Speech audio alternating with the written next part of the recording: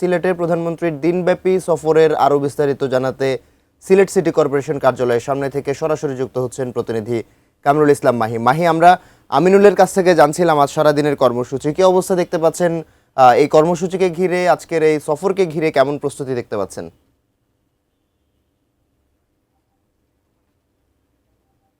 এবং সিলেট সিটি কর্পোরেশনের প্রধানমন্ত্রী তারেক রহমানের একটি সুধী সমাবেশ হয়েছে তার যখন এই যে কর্মসূচির মধ্যেই, এবং তিনি প্রথমে শাহজালাল মাজার জিয়ারত করে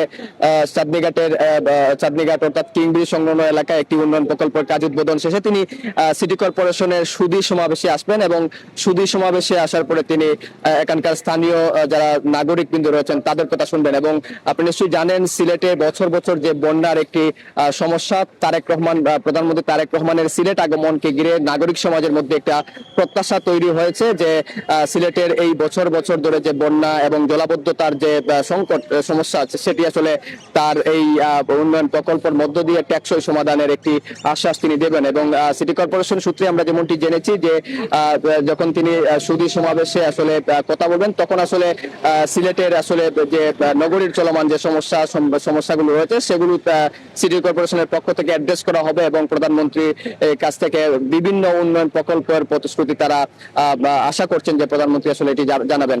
এবং যদি একটু জানিয়ে রাখি, গত কয়েকদিন ধরেই আসলে প্রধানমন্ত্রী তারেক রহমানের সফরকে ঘিরে সিলেটের দলীয় নেতাকর্মী, বিএনপির দলীয় নেতাকর্মী, সাধারণ মানুষের মধ্যে এক ধরনের উৎসাহ উদ্দীপনা বিরাজ করছে। আমরা গতকাল দেখেছি যে সিলেটের বিভিন্ন জায়গায় প্রচার মিছিল, তাকে স্বাগত জানিয়ে প্রচার মিছিল হয়েছে এবং গতকালকে থেকেই মূলত পুরো সিলেট নিরাপত্তার চাদরে ডেকে রাখা হয়েছে। আমরা আগের সংবাদে অর্থাৎ 7টার বুলেটিনে আমরা শাহজালাল রহমতুল্লাহ আলাইহির মাজার থেকে দর্শকদেরকে দেখিয়েছিলাম, সেখানেও আসলে ব্যাপক নিরাপত্তা নেওয়া হয়েছে এবং পুরো সব জায়গায় কিন্তু নিরাপত্তার একটি চাদরে ডেকে ফেলা হয়েছে। যেহেতু সকাল 10:30টার দিকে প্রধানমন্ত্রী তারেক রহমান সিলেটে এসে শাহজালাল রহমতুল্লাহ আলাইহির মাজার জিয়ারত করবেন, মাজার জিয়ারত শেষ করেই তিনি কিং ব্রিজ এলাকায় একটি উন্নয়ন প্রকল্পের উদ্বোধন শেষে সিটি কর্পোরেশনের সুধী সমাবেশে অংশ নেবেন।